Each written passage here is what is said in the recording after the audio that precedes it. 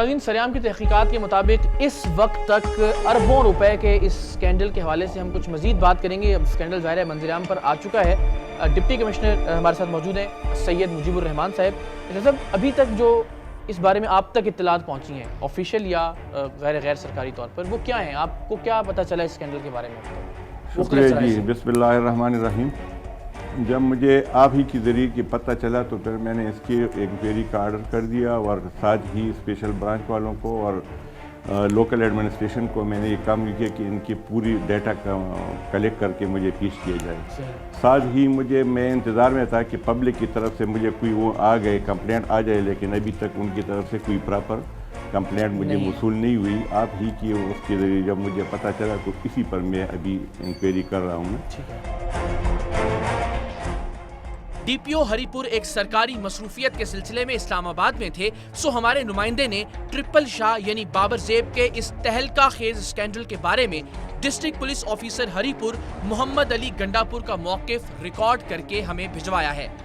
Inquiry ہم نے initiate کر دی ہے تھانہ سٹی میں، سٹی ہری پور میں، اور انکوائری کا جو بھی آؤٹ کم ہوگا اس میں اگر کوئی قابل دست اندازی جرم پایا جاتا ہے ان لوگوں کے خلاف جو یہ ٹریڈنگ کمپنی چلا رہے تھے، تو پھر ان کے خلاف انشاءاللہ کارروائی کریں گے اور جلدی کریں گے۔ اس کا نام بابر زیب ہے، جو یہیں ہری پور کا رہنے والا ہے۔ اس کے علاوہ رپورٹڈلی ابھی تک جو ہماری انکوائری میں ہمیں انفارمیشن ملی ہے تو اس کے ساتھ حافظ بلال، مسعود، خان نواز اور کامران وہ بھی شامل ہیں۔ ان میں سے اکثر لوگ پر امید تھے، لیکن ہمارے ہری پور چھوڑنے کے اگلے ہی روز بابر زیب نے مقامی اخبار میں اشتہار دے کر اپنے ہی نامزد کیے گئے حافظ بلال اور میگا شاہین نامی اپنی ہی کمپنی سے اظہار لا تعلقی کر دیا۔ پھر ہمارے ذرائع کے مطابق جب حافظ بلال نے بابر زیب کو وعدہ معاف گواہ بننے کی دھمکی دی تو پھر اگلے روز یعنی 15 فروری کو بابر زیب نے مقامی اخبار میں ایک اور اشتہار دے دیا کہ میگا شاہین میری ہی کمپنی ہے اور حافظ بلال وغیرہ کو میں نے ہی اپوائنٹ کیا تھا۔ سو جب چاہا اربوں روپے فراڈ کرنے والی کسی بھی کمپنی کو اپنا کہہ دیا اور جب چاہا طلاق دے دی۔ اور تو اور اخبار بھی اس قدر تذبذب کا شکار ہے کہ اشتہار کے نیچے اسے لکھنا پڑا کہ اس اشتہار کے غیر حقیقی یعنی جعلی ہونے کا اخبار ذمہ دار نہیں ہے۔ تو جناب، نہ کوئی رجسٹریشن، نہ کوئی رسید، نہ کوئی گارنٹی اور نہ ہی کوئی ضمانت، 70 ارب تک کی رقم بابر زیب کی جیب میں۔ سریام کی ٹیم نے اسی علاقے کی سیاسی شخصیت اور سابق وزیر مملکت برائے خزانہ عمر ایوب خان سے بھی اس اربوں روپے کے گھپلے کے بارے میں ان کا موقف جانا۔ جو یہ مقامی سکینڈل چھڑا ہے تو اس کے بارے میں اخبارات میں نے دیکھا، میڈیا پہ آیا، پر جو مقامی لوگ ہیں انہوں نے کوئی اپروچ نہیں کی اور یہ اخبارات کے ذریعے اور میڈیا کے ذریعے ہی سننے میں آیا۔ ایسے جو سکینڈلز ہوتے ہیں بدقسمتی کے ساتھ، اس میں جو لوگ ملوث ہوتے ہیں وہ اپنا جال بڑے طریقے سے پھیلاتے ہیں، اور کمپنی جب وہ لانچ کرتے ہیں یا کام کرتے ہیں تو اس پہ لوگوں کو پہلے بھروسے میں لیتے ہیں، اپنا اعتماد قائم کرتے ہیں، اور فرض مال میں ایک مثال دیتا ہوں کہ لاکھ روپے کی انویسٹمنٹ لوگوں سے لیتے ہیں اور اس کے اوپر ماہانہ ان کو 10,000 روپے یا 15,000 روپے جب وہ دیتے ہیں تو لوگوں کا ایک جو بھروسہ ہوتا ہے وہ ان لوگوں پہ ہو جاتا ہے، اور پھر ایک دن وہ لوگ رقم لے کے تو فرار ہو جاتے ہیں۔ تو سب سے پہلی بات تو یہ ہے کہ لوگوں کو احتیاط کرنی چاہیے ایسے اسکیموں میں انویسٹمنٹ کرنے سے پہلے، کہ جس میں ان کی ساری سیونگ جو ہے وہ متاثر ہو۔ سریام کی ٹیم کی اس حرکت سے جو برکت ہوئی وہ مقامی اخبارات کی خبروں سے واضح ہے۔ مقامی صحافیوں کے اعداد و شمار کے مطابق 70 ارب سے زائد کے اس سکینڈل سے ضلع بھر میں بینکنگ، پراپرٹی اور دیگر کاروبار تباہ و برباد ہو کر رہ گئے ہیں۔ اسی بارے میں بات کرنے کے لیے سریام کی ٹیم ہری پور کی آل ٹریڈ ایسوسی ایشن کے دفتر پہنچی۔ سر، آپ کے علم میں ہے یہ معاملہ ہو کیا رہا ہے یہاں پہ؟ جہاں تک میری معلومات کا تعلق ہے یہ 5-7 سال سے یہ کام ہو رہا ہے۔ یہ ایک معمولی سا آدمی تھا یہاں پہ ہری پور میں، تو حالات واقعات نے کس طرح اس کا ساتھ دیا یہ ہمیں نہیں علم ہے، لیکن اس وقت پوزیشن یہ ہے جی کہ ہری پور کا بچہ یہ کام کر رہا ہے۔ اچھا، آپ سر ذرا ہم پھر وہی واپس سوال کریں گے کہ یہاں کی اس ضلع کی اکانومی कैसे डैमेज हुई है आपके ख्याल में? पहली बात यह है कि जिन लोगों ने अपना सरमाया लगाया है वो बिल्कुल बेरोजगार हो गए हैं, इसके बाद वो कोई काम नहीं कर सकते। सब कुछ लगा दिया उन्होंने जितना उसमें कुछ था। उन लोगों ने जो अपने पैसे लगाए हैं वो टेलरिंग का काम करते थे, उन्होंने वो जब अपना काम छोड़ दिया है, वो जो उनको 2 माह से 3 माह से मिल रहे थे, अब वो वापसी भी अपना वो काम नहीं कर सकते। पढ़ा लिखा बंदा एक इंजीनियर है, उसने अपनी नौकरी छोड़ के अपने उस पर पैसे लगाए हैं, आज वो कंगाल हो गए।